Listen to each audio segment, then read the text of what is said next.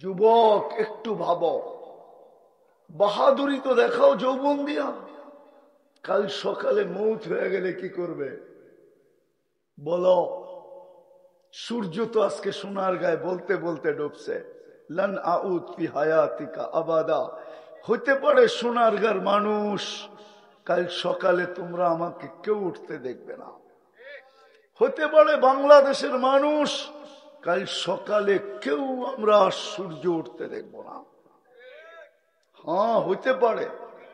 এরকম দেশ দুনিয়াতে আছে, এক রাত্রে মাটির সাথে মিশাইয়া দিয়েছেন। আমার এই দুই চোখে দেখা আছে, এক রাত্রে মাটির সাথে মিশাইয়া দিয়েছেন। কৌমে লুতকে এক রাত্রে মাটির সাথে মিশাইয়া দিয়েছেন। আমি ওইখানে গিয়া চোখে দেখা আসছি। কৌমে আতকে এক রাত্রে মাটির সাথে মিশাইয়া দিয়েছেন। হ্যাঁ, কৌমে সালেকে এক রাত্রে মাটির সাথে মিশাইয়া দিয়েছেন।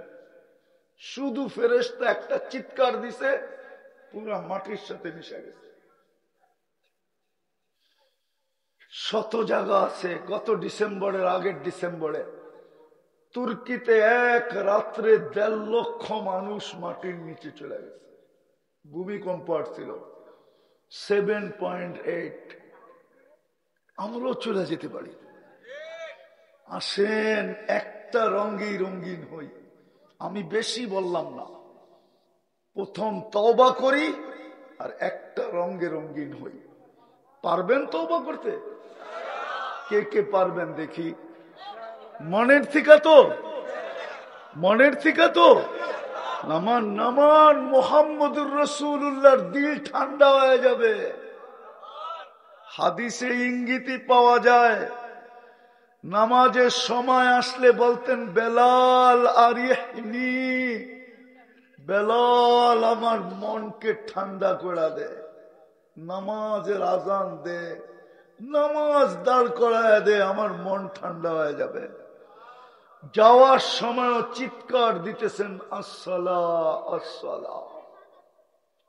কি পাইলাম এটাই জানি না, কার উম্মত হইলাম এটাই জানি না। আমার যুবক জানে না, দোষ আমার, আমি যুবককে জানাইতে পারি নাই। তওবা করলেন তো? করবেন তওবা? আবার হাত উঠান তো কে কে দেখি। বাস বলেন, আল্লাহ তওবা করলাম অতীত থেকে। নামান। যদি মনের থেকে কইরা থাকেন, রব্বে কাবার কসম আপনার গুনাহ মাফ। আল্লাহ এখন ডাকতেছেন মাফ করার জন্য। প্রথম আকাশে চলে আসছেন, এখন আওয়াজ দিতেছে, হাল মিন মুস্তাগফির ফাগফির আলা। কে আসিস, মাফ চাবি, আমি মাফ করে দিব। আমরাই কিন্তু মাফ চাইলাম, ঠিক না? বুঝা গেল পিছনেরটা মাফ। আজকের থেকে অঙ্গীকার করি, একটা রঙে রঙিন হব। রাজি? হ্যাঁ, আজকের থেকে নামাজ আর ছাড়বো না। কে কে পাক্কা? নামাও যুবক, ভুলা যেও না। ভুলা গেলে ক্ষতি তোমার হবে, আমার হবে না। এই আওয়াজ কিয়ামতের দিন তোমার কানে চিত্র সহ দেখানো হবে। তুমি ভাবছো তুমি ভিডিও করো, কিরামান কাতিবিন ইয়াফালুনা মা তাফআলুন। দুই ফেরেশতা ভিডিও করতেছে, দুই ফেরেশতা অডিও করতেছে। মা মিন কওল ইল্লা লাদাইহি রাকিবুন আতীদ। 24 ঘন্টার কথাকে অডিও করতেছে, আর আল্লাহ স্বয়ং নিজে মনিটরিং করতেছে। ইয়ালামু খাইনাতাল আয়ুনি ওয়া মা তুখফিস সুদূর। আল্লাহ এই দুটাকে নিজে মনিটরিং করতেছে। যুবক, তোমার পায়ে হাত দিয়া বলি, বাঁচতে পারবে না। বড় দামি জিনিস তোমার কাছে। এই জন্য তো আমি বলি, যুবক সেজদায় গেলে আরশ পর্যন্ত কাঁপে। যুবক যখন সেজদায় যায় সুবহান বলে ডাক দেয় না, আল্লাহ উপর থেকে আওয়াজ দেয়, সাব্বাহতানি সাব্বাহতুক। তুই আমাকে পবিত্র বললি, তুইও পবিত্র। আলা বললি, আলাইতানি ফাআলাইতুক, তুই আমাকে মহান বললি, যুবক তুইও মহান। যুবকের সেজদার বড় ওয়েট আল্লাহর কাছে। যদি আমার যুবক বোঝে, ছাড়বো নামাজ আজ থেকে না ধরবো? যুবকরা কি বলে? পাক্কা? আমি তোমাদেরকে বলতেছি, যুবক ভালো মতে শোনো, তুমি কিচ্ছু জানো না। তুমি মনে মনে ভাববা যে আমি তো কিছু জানি না, কি নামাজ পড়বো? কিচ্ছু জানতে হবে না। ইমামের পিছে যে দাঁড়াও জামাতে, শুধু জামাতের সাথে পড়ো, ইমামের পড়া তোমার পড়া হয়ে যাবে।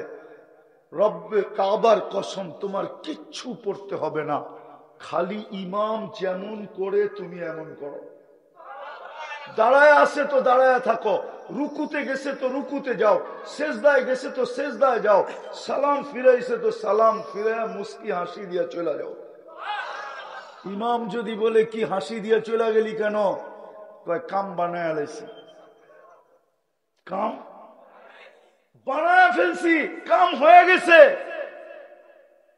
কসম খোদার তোমার নামাজ হয়ে যাবে।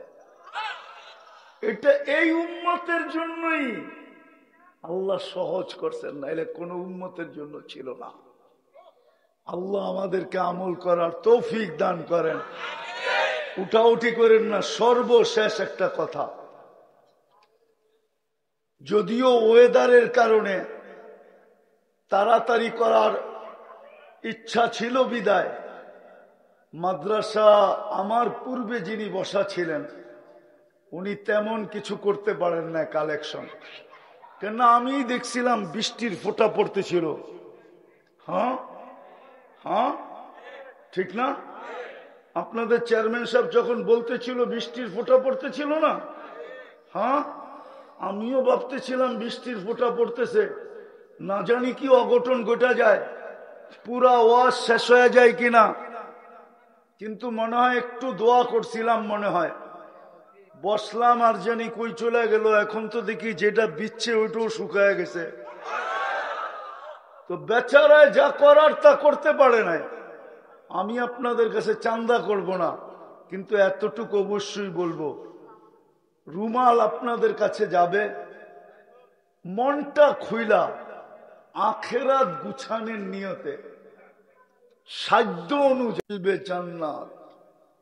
নাইলে কেন কিতাবে লেখা আসতো, হাদিসে কেন বর্ণিত হতো, আসসালাতু মিফতাহুল জান্নাহ, মিফতাহুল জান্নাতি আসসালাত।